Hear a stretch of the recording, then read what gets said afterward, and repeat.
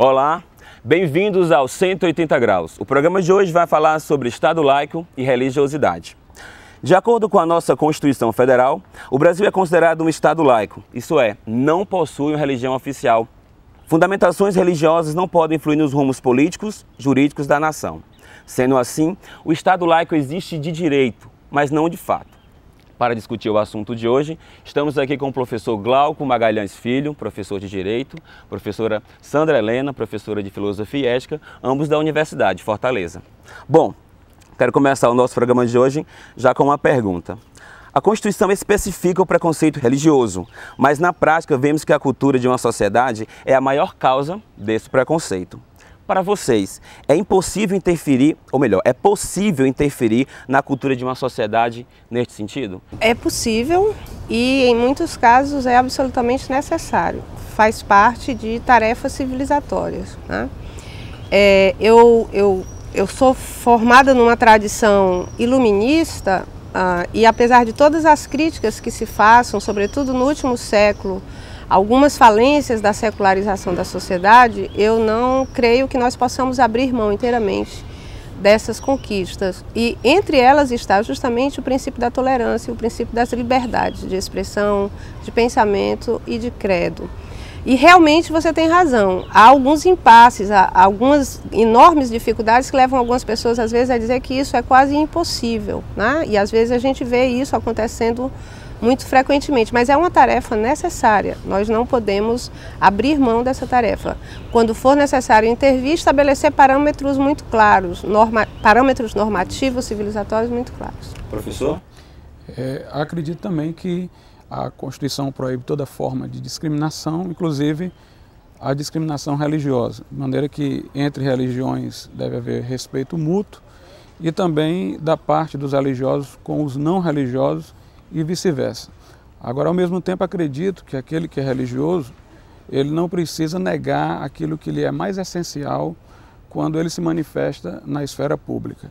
Obviamente que o argumento inteiramente religioso, numa sociedade que não adota um estado confessional, não vai surtir tanto efeito, mas ele deve não descaracterizar-se, porque há elementos até não religiosos pelos quais ele pode manter as suas convicções que estão coincidentes com a sua religião. Bom, eu vou pedir licença a vocês dois. Vamos ver agora uma matéria e saber o que a população pensa sobre esse assunto. Confira. Apesar de ser um tema pouco discutido, o Estado laico é uma realidade no Brasil. Mas será que a população sabe o que é Estado laico? O senhor sabe o que significa Estado laico? Sim. Estado laico significa que o Estado não tem religião definida. O povo é à vontade para ter sua própria religião. Não sei. Não, mas gostaria de saber. Eu nunca ouvi falar. Não. Você pode me explicar? Um pouquinho. Estado laico quer dizer que o Estado não se envolve com religiões. Que ela não tem uma religião oficial. Você é contra ou é a favor? Você acha que todo mundo pode ter a religião que quiser ou é preciso realmente ter uma religião oficial? Não, eu acho que a pessoa deve ter sua opção, cada pessoa deve escolher o que quiser ser. Quer seja evangélico, quer seja católico, porque todas as pessoas têm que ter sua preferência, essa é a minha opinião. Concordo, nós somos evangélicos e também nós achamos que as pessoas devem ter essa escolha de ter uma religião. Na minha opinião, eu acho que as pessoas devem ter essa opção de escolher. Para mim, eu acho que tem isso, cada um tem seu espaço, religião, candomblé, católica, tudo. Sempre tem um espaço para qualquer um da religião.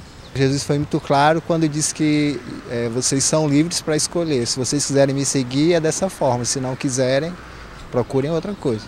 Todo mundo tinha que ter a religião certa para poder, ao menos, equilibrar, né, o país. Porque nós temos tantas religiões que ninguém sabe nem para que lado vai.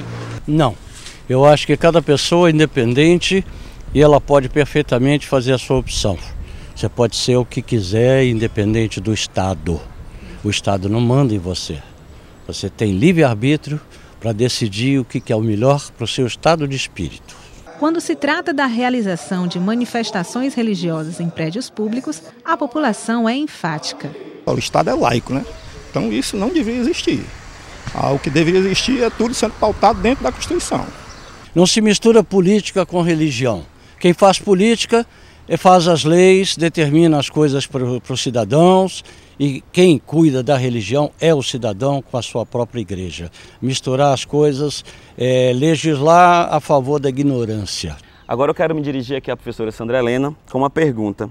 Professora, se vivemos em um Estado laico, como explicar os feriados religiosos, os crucifixos em repartições públicas e a famosa frase "Deus seja louvado" nas cédulas? Bom, justamente porque, como você mesmo disse, esse processo histórico de laicização, digamos, da sociedade, de desligamento do poder político, do poder religioso, ele não se dá de uma vez por todas, quer dizer, ele não aparece como uma decisão legal ou constitucional e que, de repente, no outro dia passa a acontecer. Nenhum processo se dá nesse nível. No final de 2009, o governo lançou a terceira versão do Programa Nacional de Direitos Humanos, o PNDH3. Um dos pontos do programa tratava justamente dessas questões que você está levantando.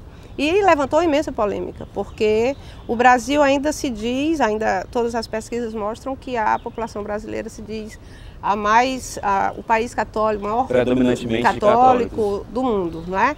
Então, realmente, há uma tradição, né, como não só a religiosidade fundamentalmente católica, cristã, mas há uma tradição que não se pode desconsiderar pura e simplesmente. Mas eu acredito, sim, que nós podemos avançar e, se quisermos levar realmente a sério a tolerância religiosa e a igualdade isonômica entre as religiões, de fato, nós não deveríamos ter símbolos de uma religião específica adornando instituições públicas de Estado. E também não a apropriação de espaços urbanos públicos por uma ou outra religião qualquer. A religião é uma esfera da esfera privada e pessoal. E isso, é claro, não significa que a pessoa não possa ser ao mesmo tempo, como de fato é, religiosa, ou seja, professando um credo específico, e participante da vida pública, política do Estado. Professor, aqui em Fortaleza nós temos uma praça, que é em frente à Igreja 13 de Maio, que temos uma santa, né? Queria que você comentasse como se dá, como se permite, como é feito isso, já que, segundo a professora, né, é um espaço público. Eu compartilho de uma posição semelhante à professora Sandra Helena, mas eu faço só algumas observações. Para mim seria muito fácil me opor à exibição da estátua, até porque eu não sou católico, mas em relação aos símbolos religiosos, eu acredito também que no Estado laico não se deveria prestigiar símbolo de nenhuma das religiões. No entanto, eu me mostro muito temeroso ao movimento que combate esses símbolos hoje, porque eu não sei até onde os que empreendem esforços nesse sentido querem chegar. Por exemplo, na França, eles interpretam como algo relacionado ao Estado laico a pessoa não trazer nem no seu corpo a exibição de símbolos religiosos, como o crucifixo, no caso da muçulmana, o véu. Então, nesse caso aí, ao meu ver, não existe um espaço mais privado do que o seu próprio corpo.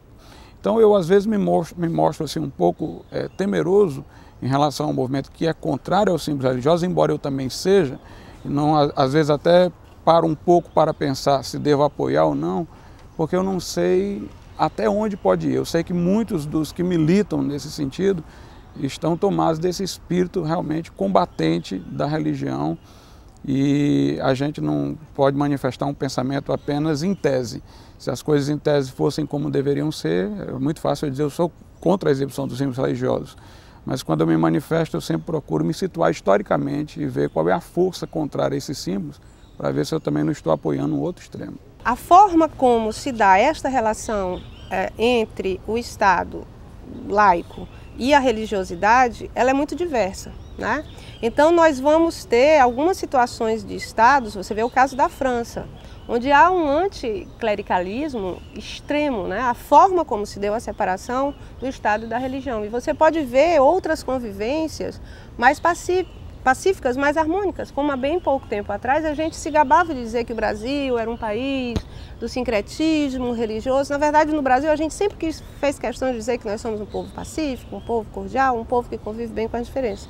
Só que na medida mesma, isso é interessante, em que o país se desenvolve nessa direção burguesa mesmo, né? Tentando estabelecer alguns signos disso, essas questões elas vão aparecer. E de fato nós não temos garantias de como é que a disputa se dá e onde ela poderia chegar. Quer dizer, mas eu creio que assim mesmo, sem o espírito de um anticlericalismo militante radical, né? Quer dizer, xiita ao avesso, nós devemos sim combater o privilégio de uma religião sobre as outras. Okay. William Wilberforce, que foi o que militou muito na Inglaterra pelo fim da escravidão, um cristão metodista, e que é considerado o herói da abolição dos escravos. Ele era favorável à libertação dos escravos, no entanto, houve um projeto de lei que estabelecia a forma da abolição de maneira repentina e drástica. E ele percebeu que havia uma estratégia naquilo ali. O objetivo não era acatar a proposta dele de libertar os escravos, mas gerar uma situação tão desastrosa no plano econômico que a sociedade iria passar a se opor depois daquela medida à abolição da escravatura, ia reverter o processo, voltar à escravidão e nunca mais haveria o espaço de ele propor novamente a abolição. E ele, que era um líder desse movimento abolicionista, votou contra aquela medida, porque viu que estrategicamente ela causaria o efeito inverso. Vamos aqui dar uma paradinha, voltamos logo depois do intervalo. Então, fica ligado, 180 graus, volta já.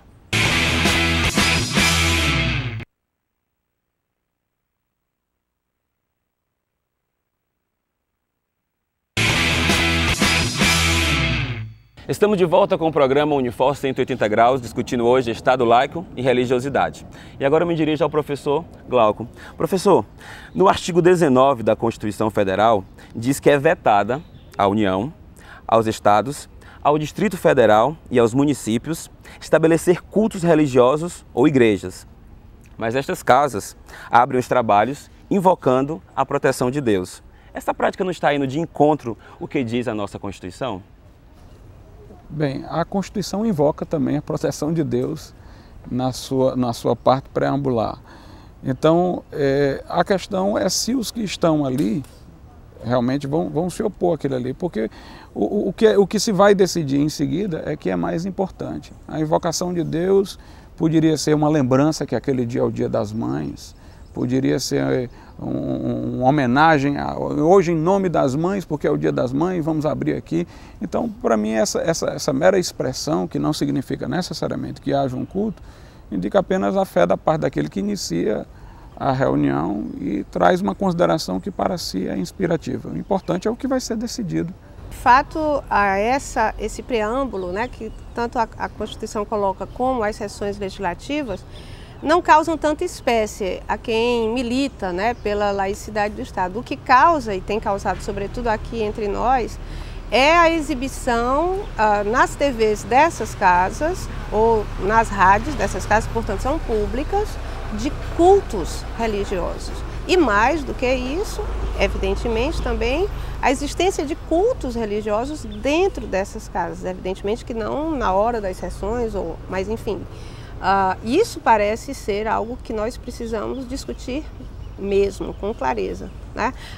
Eu penso mesmo que invocar a proteção de Deus, ou Deus seja louvado, quer dizer, eu creio que a gente pode pensar uma forma de espiritualidade que abranja também aqueles que se dizem não crentes ou ateus. Só assim a gente pode pensar verdadeiramente num Estado laico e Estado de Direito. Agora, quando nós privilegiamos um culto específico de uma religião, mesmo ela sendo a religião majoritária, aí verdadeiramente me parece que há um grave problema de intromissão de uma esfera na outra. A nossa equipe aqui do 180 graus foi até a Câmara de Vereadores aqui de Fortaleza saber o que os nossos parlamentares têm a dizer sobre esse assunto. Confira. Como o senhor vê a interferência das crenças religiosas no Estado? Olha, aliás, esse debate em torno do Estado laico rende um bom debate, né? Porque muitas vezes tem aquele ditado que religião, futebol, alguns temas não se discute. Mas do ponto de vista do desenho institucional da sociedade, isso não se trata de discutir. Esse desenho precisa ser respeitado. Nosso país é culturalmente um país de paz. Eu acho que essa paz tem muito a ver com o Estado laico, né, em que nós vivemos. A liberdade de religião, ela faz com que nós evitemos conflitos religiosos, como a gente vê no Oriente Médio. Eu acho extremamente importante o respeito a esse Estado laico. No Brasil não vejo interferência da religião no Estado, não. O Brasil é um Estado laico e eu estou na política há bastante tempo. Eu nunca vi uma pessoa deixar de fazer um concurso público por ser ateu, ser rejeitado no emprego por ser ateu, político. Então, em todos os segmentos, o ateu é tratado da mesma forma que o religioso. Alguns parlamentares foram além da opinião e propuseram projetos para propagar a religião, como foi o caso do vereador Walter Cavalcante, que pretende incluir programas religiosos na TV Fortaleza.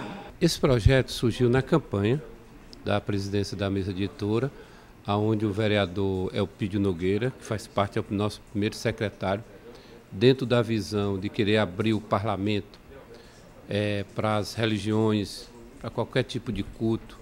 Então, nós encampamos, dentro do nosso programa de governo, os eventos religiosos. Nós vamos transmitir pela TV Fortaleza o evento ecumênico, no caso católico e evangélico, e vamos fazer uma mesa de negociação, uma mesa de conversa com toda a sociedade, para que outras religiões que queiram também ter o seu acesso aqui nessa casa possa também ser livre. A bancada do pessoal, eu e a Toninha Rocha, fomos um dos 2 votos contrários a esse projeto, né? Porque nós achamos que não é a função de uma TV pública, tá certo, a exibição de cultos religiosos, não é? Até por conta do próprio princípio do Estado laico, não é? O entendimento nosso é de que a TV pública ela deve veicular tanto as ações da Câmara Municipal como ações de utilidade pública, temas, vamos dizer, de interesse público da sociedade. Eu acho que se for liberado missa para ser transmitida pela TV pública, a TV Fortaleza, tem que ser liberado o culto dos evangélicos ou de qualquer outra religião. Eu acho que, comprovando que realmente o Estado é laico, se houver a liberação de algum culto religioso para uma determinada crença, para uma determinada igreja, tem que ser liberado para todas as demais igrejas. Então a gente é a favor da liberdade de religião, a favor do Estado laico, e por isso nós somos a favor de se liberar para uma religião, liberar para todas. Sobre esse debate da TV Câmara passar a programação religiosa, eu acho que inclusive não é o melhor caminho ser decidido pelo presidente ou mesmo por uma decisão dos vereadores, como foi a aprovação da resolução que tratou disso. O caminho seria nós montarmos um conselho da TV, que houvesse representação de segmentos da sociedade e de que a gente dando um bom exemplo para o debate da democratização dos meios de comunicação. E na volta do bloco, eu já começo com uma pergunta aqui para os nossos convidados. O artigo 5º da Constituição garante a inviolabilidade de crença religiosa, mas no preâmbulo, invoca a proteção de Deus, caracterizando o Estado laico e não ateu. Por qual motivo a Constituição ampara as crenças e não ampara aqueles que não creem? Professora, pode começar? Eu creio que o Estado ampara, sim, os que não creem. Ele protege e guarda o direito dos que creem, né? Evidentemente que, a meu ver, também invocar a proteção de Deus não deveria causar nenhum tipo de problema ao ateu. Eu realmente concordo com isso. Ou não propriamente o ateu, mas aquele que sabe que a dimensão da espiritualidade também se dá no Estado. Quer dizer, eu acho que a gente pode separar essa questão, aonde ela pode nos unir e onde ela nos separa. Ela pode nos unir na metafísica, na espiritualidade, de acreditar na ideia de que nós somos uma comunidade. E ela pode nos separar nos aspectos de conduta, na parte da ética. E aí ela realmente coloca alguma perspectiva do Estado civilizador em choque com algumas perspectivas éticas das religiões, né? A Constituição, é bom que se diga, ela é anterior ao Estado.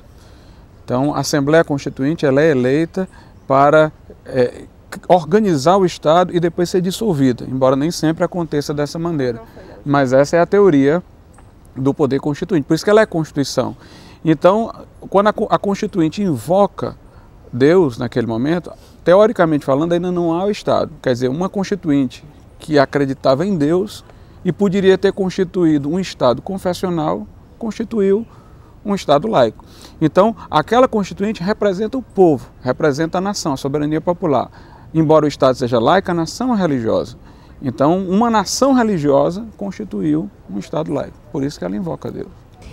Retomando a ideia de que a nação é religiosa e tem, portanto, garantida o direito de manifestar o livre, né, a livre expressão religiosa, seus vários matizes, mesmo a gente sabendo que há majoritariamente uma religião sobre outras, mas também salvaguardando o direito daqueles que não creem, que são cidadãos e que podem expressar essa ausência de fé. Mas aí é que está, eu acho que a gente pode ganhar muito com esse debate, né?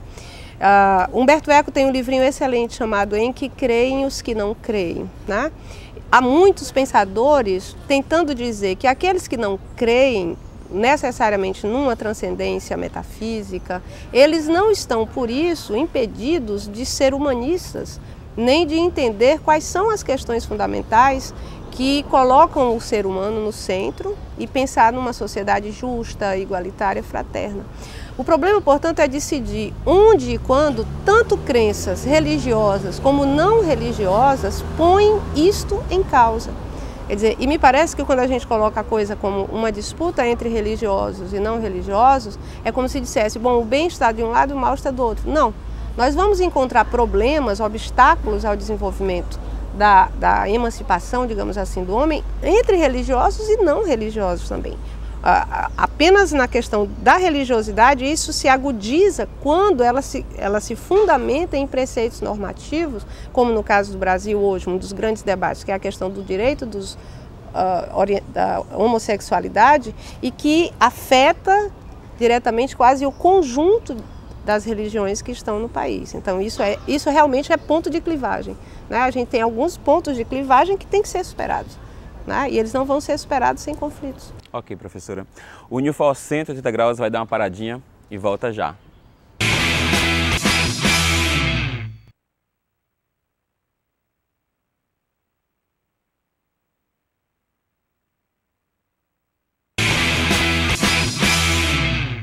E de volta aqui para o nosso terceiro e último bloco, eu já começo com uma pergunta para os nossos convidados.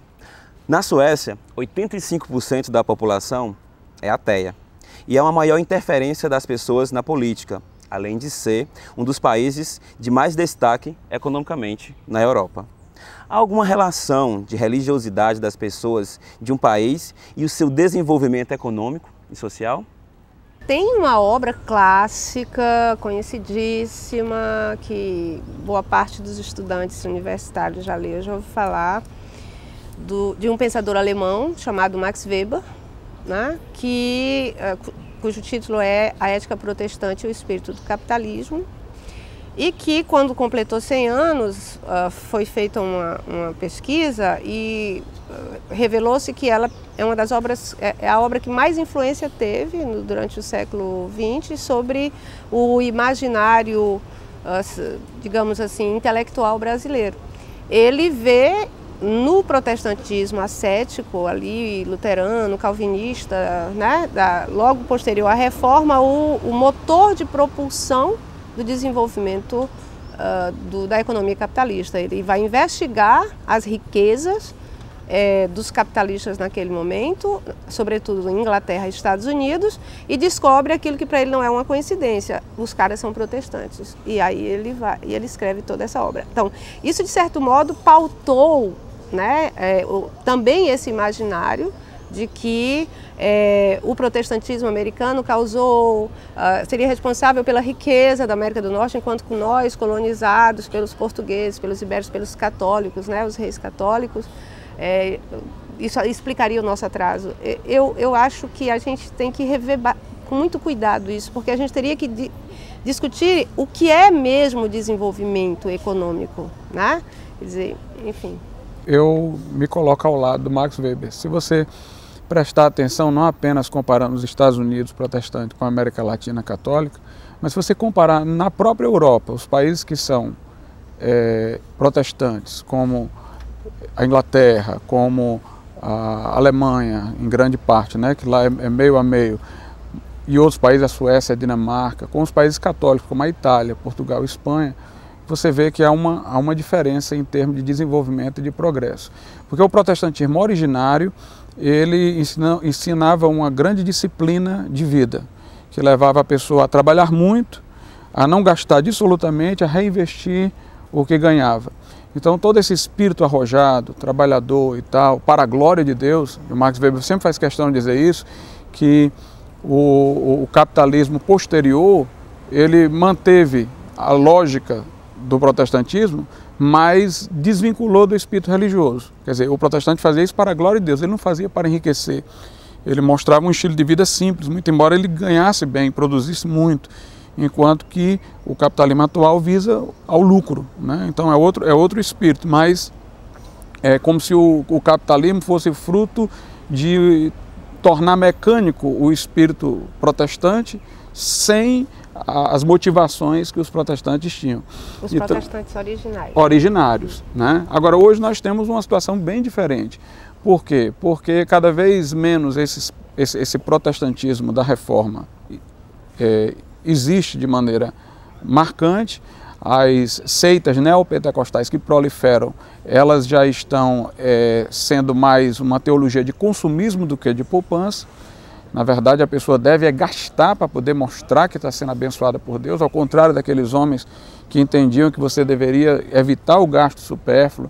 Havia um espírito associativo, comunitário muito maior. Essa teologia da prosperidade atual que rege as igrejas neopentecostais, ela é individualista, ela estimula o consumismo e, consequentemente, o acúmulo de dívidas, e realmente a gente vê que ela não corresponde àquilo que houve no início e tem muito pouca força para mobilizar realmente um desenvolvimento. Agora, todos os países protestantes da Europa que cresceram por influência do protestantismo, depois dessa secularização e desse ateísmo que se difunde, é só prestar atenção. Eles estão todos declinando, a Europa passa por uma crise. Não é tão sentida porque ela ascendeu tanto que vai descendo a ladeira devagarzinho, ainda se aproveitando do muito que cresceu. Agora a gente vai abrir para as perguntas aqui da plateia. Alguém tem alguma pergunta para fazer? Oi, o meu nome é Mirelle e a minha pergunta, na verdade, pode ser respondida por qualquer um dos dois. E assim, eu vou levar um pouco mais para a questão prática, a discussão, principalmente para nós jovens, assim, que tem muito acesso à internet, à rede social. Pouco se discute sobre essa questão de Estado laico e religiosidade, principalmente os dois em si, né? Mas eu já vi nas redes sociais algumas pessoas comentando e postando fotos de uma nota com louvando a vários deuses diferentes, várias religiosidades, enfim. Quando a gente questiona ou tenta trazer à tona essa discussão, pouco se fala na prática o que é que de fato devia ser feito. Se abandona-se a religião em qualquer aspecto ligado à política e à questão do país, ou se inclui todas as religiões. E aí eu queria saber a opinião de vocês, de forma prática, qual que seria o caminho? Abandonar de vez o seja louvado a Deus na Constituição e em todos os outros segmentos da sociedade, ou incluir todas as outras religiões que são abrangidas, que abrangem, né, o nosso país, enfim. Eu vou começar pelo que interessa. Eu acho que essa parte do Deus seja louvado, dos símbolos, pelo menos para mim é a coisa menos importante. Eu acharia que se nós fôssemos começar tudo de novo e dentro de um espírito moderado, sem os exageros também da perspectiva antirreligiosa, nós poderíamos até não ter tido esses símbolos dentro de uma filosofia mais coerente do Estado laico. Agora, a coisa que me preocupa realmente é que, para os religiosos de uma maneira geral, a moral não é uma coisa estritamente religiosa. Ela diz respeito a algo que está inscrito na consciência de todo ser humano, até porque ele teria sido criado à imagem e semelhança de Deus. A gente nota que há elementos morais que as religiões, por mais que elas tenham divergência umas das outras, elas convergem. Por exemplo, elas convergem na defesa da vida, na questão do aborto. Em outras polêmicas elas também convergem, quer dizer, há pontos de aglutinação que mostram que não é a característica dessa ou daquela religião, mas é uma coisa humana, né? Inclusive essa ideia de um direito natural, de uma lei natural inscrita no coração do homem, vem desde os gregos. Então, o problema, acho que mais importante para as pessoas religiosas sensatas é que elas possam influenciar o direito através da moral da sociedade. Ou seja, que aqueles que vão construir o direito respeitem a sensibilidade moral do povo, na medida em que esta sensibilidade está influenciada, inclusive pela religião, né? Então, eu não vou, na esfera pública, defender privilégios para essa religião, para aquela outra, mas eu, como religioso, quero defender questões morais que, a meu ver, transcendem a religião, que dizem respeito ao certo e errado e tudo. E muitas vezes, quando você vai defender isso, você é desclassificado porque é religioso. Ah, isso aí é questão religiosa.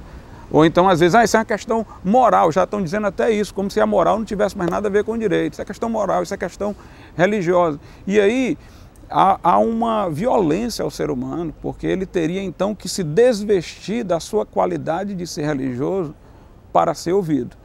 Então, a meu ver, o que é mais importante é que a sensibilidade moral da sociedade, o que a sociedade pensa em conjunto, na sua grande maioria, sobre aspectos morais, seja respeitado pelos legisladores e que a religião tenha a liberdade de poder influenciar a sociedade no seu discurso através disso.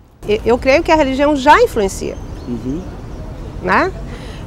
Eu não vejo que as pessoas religiosas não estejam investidas, pelo contrário, elas estão investidas. E não estão investindo na questão que eu acho, só para esclarecer, é que os que vão tomar decisões institucionais sabem que a sociedade, do ponto de vista moral, tem determinados conceitos por influência da religião, mas sendo que eles não levam em conta lá. Então você tem um descompasso. Eu discordo.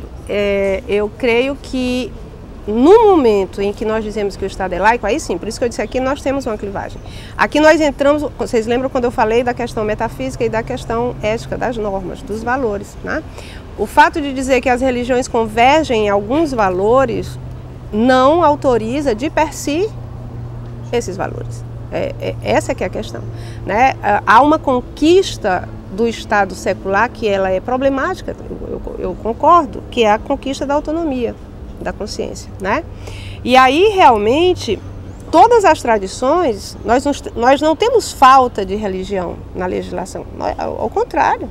Quer dizer, nós estamos ainda tentando garantir algumas conquistas mínimas de direito que são garantidas, se a gente fosse pensar num direito fundamental humano, e que por conta mesmo dessa homogeneia moral das religiões não se consegue. Agora, o debate público, ele deve levar em conta os aspectos religiosos, mas eu não posso, como se costuma fazer no debate, dizer que no limite da argumentação, como eu já cheguei a ouvir, quando a pessoa já não tem o que dizer, ela dizer, mas isso vai contra a lei de Deus. Bom, aí nós temos um problema, né? Porque num primeiro momento, o Deus seja louvado sobre a proteção de Deus, ele é apenas uma chancela de uma prática social. Mas na hora que a pessoa coloca contra, argumentativamente, que aquilo que se está discutindo, seja aborto, células-tronco, pesquisas de célula embrionária, casamento homoafetivo, adoção por casais homoparentais, aí eu digo, não, mas isso vai contra a lei de Deus. Bom, aí a gente gira em círculos. O que eu estou dizendo é que os religiosos sustentam que há princípios morais escritos na consciência de todo homem, mesmo quando ele não é religioso, mesmo quando ele não acredita em Deus. E que eu possa argumentar nesse nível. Mas quando um religioso fala de qualquer questão moral, ainda que o argumento dele não seja estritamente religioso, ele fica sob suspeição, porque ele, a pessoa, é religiosa, né? Ele é religioso, a pessoa é religiosa. Quer dizer, eu posso argumentar, por exemplo, contra a união homossexual, dizendo que não tenho nada contra existir formas de uma união homossexual acontecer e salvaguardar patrimônio comum. Mas a razão de existir a família foi a identificação do pai. Supondo um estado de promiscuidade originário, todo mundo sabia quem era a mãe de qualquer pessoa que nascesse, mas não sabia quem era o pai. Então, para saber quem era o responsável pela educação daquela criança, para saber de quem aquela criança iria herdar, surgiu o conceito de casamento e de família. Então, é um conceito ligado à paternidade, portanto, é uma relação heterossexual. Então, esse conceito de família é um conceito que vem desde tempos imemoriais. Os gregos tinham muita homossexualidade, não tinham resistência à ideia de homossexualidade, mas o casamento deles era entre homem e mulher, a ideia de casamento. Então, nós somos novos gregos. Pois é, mas eu posso argumentar o seguinte, eu quero o conceito de família condizente com as bases antropológicas pela qual ele nasceu, um conceito de família que é reconhecido pela maior parte da população, que as estatísticas mostram que as pessoas ainda querem o casamento heterossexual, e eu posso criar fórmulas para não dizer que há qualquer discriminação. Eu posso criar outras fórmulas, inclusive no direito obrigacional, fora do direito de família, pela qual duas pessoas possam se unir do mesmo sexo e salvaguardar um patrimônio comum. Bom, o assunto é muito pertinente. Quero agradecer ao professor Glauco, professora Sandra Helena, e a você aí de casa, a nossa plateia que esteve presente conosco, e dizer que o programa volta na próxima semana. Obrigado pela sua companhia. E se você deseja ver algum assunto discutido aqui no 180 graus, é só ligar para a nossa produção, o 3477-3422. Mais uma vez, obrigado a todos e até o nosso próximo encontro. Tchau, pessoal. Oi. Obrigado. Ai, Glauco, obrigada. Adorei.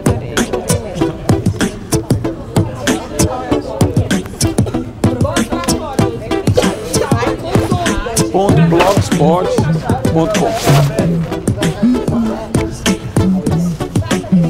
Pronto, podemos ir?